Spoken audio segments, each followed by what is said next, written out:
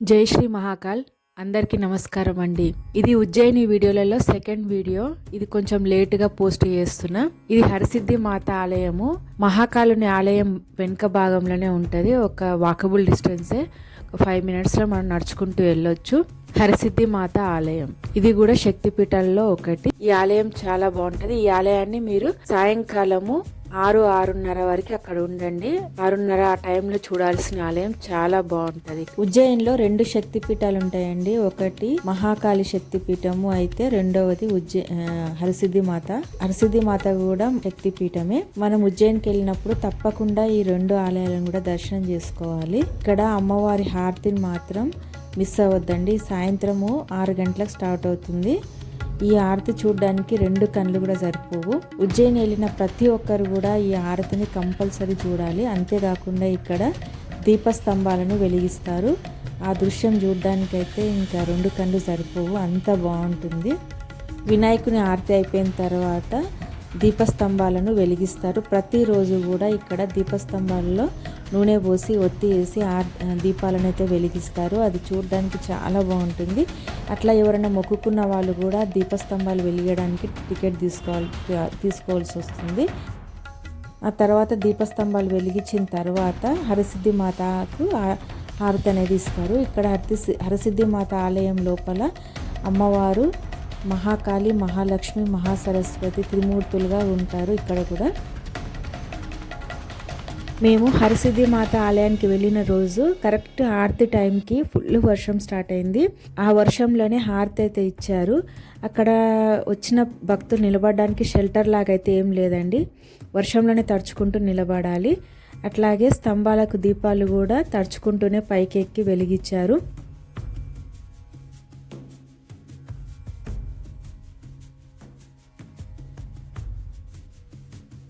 వర్షానికి కొన్ని దీపాలు అయితే వెలిగాయి, కొన్ని వెలగలేదు. కానీ పాపం వాళ్ళు రోజు అంత పైకి వెళ్ళి ఆ జిడ్డు జారుతూ ఉంటే పైకెక్కి దీపాలు వెలిగడమే కష్టం. అంటే ఇంకా వర్షంలో పాపం పైకెక్కి అలా జారుతూ ఉంటే కూడా దీపాలు అయితే వెలిగించారు. అంత వర్షంలో కూడా భక్తులు హారతిని చూసుకుంటూ ఉన్నారు. ఎందుకంటే హారతి అంతా బాగుంటుంది. అసలు మనకు వర్షము అంతా కూడా ఏది కనిపించదు. అమ్మవారి హారతి చూడడం ఒక్కటే మనకు తెలుస్తుంది. వర్షంలో కూడా మేము కూడా అట్లాగే నిలబడి హారతి అయితే చూసాము. మా వారికి ఓపిక తక్కువ. వర్షంలో ఏం నడుచుకుంటుంటాం, వెళ్ళిపోదామని అంటారేమో అనుకున్నా. కానీ ఆ హారతి, భజన, చాటింగ్ అవన్నీ చూస్తూ ఆయన కూడా కదలాలని అనిపించలేదు. మొత్తం హారతి 3 సార్లు ఇస్తారు. 3 సార్లు కూడా మేము వర్షంలోనే తడుచుకుంటున్నాం. చాలా బాగా. దర్శనం తర్వాత మేము హరిరామ హరే కృష్ణ టెంపుల్కి వెళ్ళామండి. దగ్గరలోనే ఉంది. ఆటో అతను తీసుకెళ్ళాడు. బాగుంది. ఇక్కడ కూడా చిన్నగా ఉంది గుడి, కానీ చాలా బాగుందన్నమాట. ఇదంతా కూడా హరిరామ హరే కృష్ణ వాళ్ళ టెంపుల్.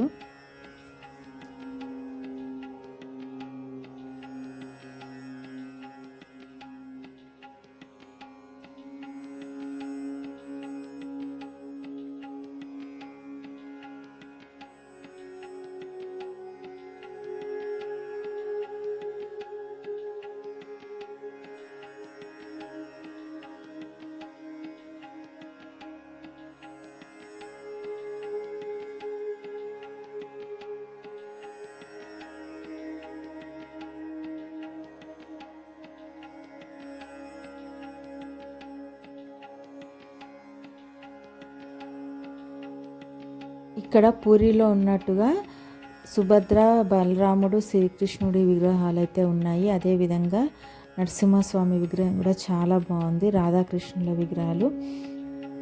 మెయింటెనెన్స్ అయితే ఇంకా చెప్పొద్దు. హరిరామకృష్ణ వాళ్ళది మెయింటెనెన్స్ చాలా బాగుంటుంది కదా, అదే విధంగా ఉంది ఇక్కడ కూడా. ఆ తర్వాత ఈ కనిపించేది బడా గణేశుని ఆలయము. స్వామివారి ఆలయం ప్రాంగణంలోనే బడా గణేశుని ఆలయం ఉంది.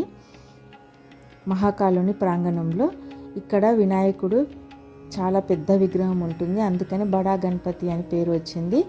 ఈ ఆలయంలోనే లోపల పంచముఖ ఆంజనేయ స్వామి, దుర్గామాత, అంతేకాకుండా పరమేశ్వరుని కుటుంబ సభ్యులందరూ కూడా ఇక్కడ మనకు దర్శనం ఇస్తారు.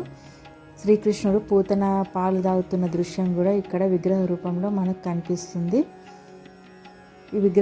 ఈ ఆలయం అనేది చిన్నగా ఉంటుంది కానీ అందరి దేవీ దేవతల మూర్తులను అయితే మనం దర్శనం చేసుకోవచ్చు.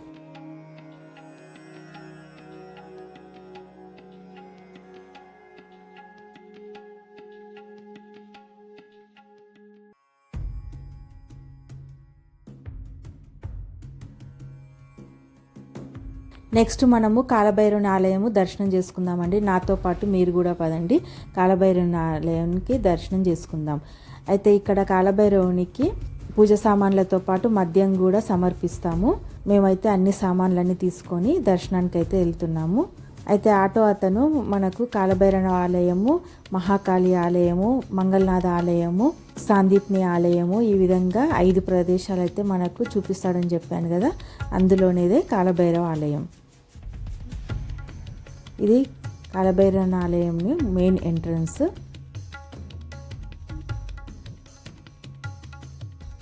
ఇక్కడైతే చాలా రష్ ఉండండి.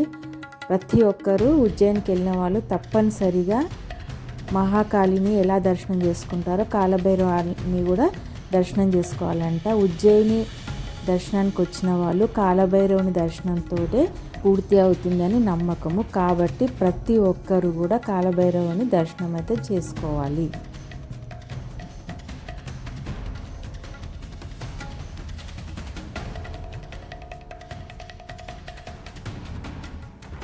ఇక్కడ భైరవుని దర్శనానికి వెళ్ళే ముందు దీపాల స్తంభం ఉంటుంది. అక్కడ మనము దీపంలో నూనె పోసి దర్శనానికి అయితే వెళ్ళాలి. ఇక్కడ ఒక అతను కూర్చొని ఉంటాడు, 10 రూపాయలు ఇస్తే మనకు ఆయిల్ ఇస్తాడు. ఆ దీపంలో పోసి వెళ్ళాలి, అంటే కాలభైరవునికి దీపం సమర్పించినట్టు అన్నమాట. అలా దీపం సమర్పించుకొని దర్శనానికి వెళ్ళాలి.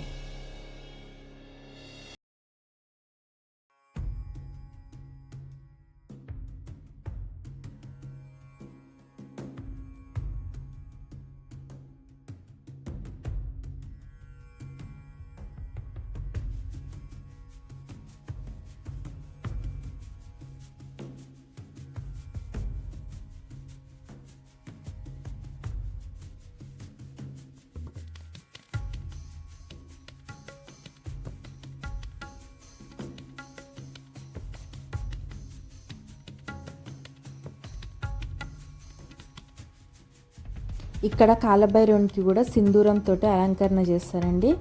కాలభైరవుని విగ్రహము ఓన్లీ ఫేస్ మాత్రమే ఉంటుంది, పైన టోపీ లాగా ఉంటుంది, అంతే అన్నమాట. పెద్ద ఫేస్ మాత్రమే కనిపిస్తుంది మనకైతే. చూస్తున్నారు కదా, చాలా బాగుంటాడు కాలభైరవుడు. దర్శనం చేసుకొని దండం పెట్టుకోండి.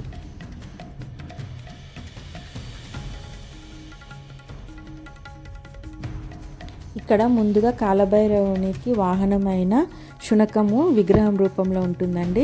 మనకు పూజ సామాన్ కిట్లో ఇలా నల్ల తాడు, రెడ్ కలర్ తాడు అట్లా ఇస్తారు. అవి మనము స్వామివారికి దండం పెట్టుకొని ఇక్కడే గేట్ దగ్గర కట్టేయాలి.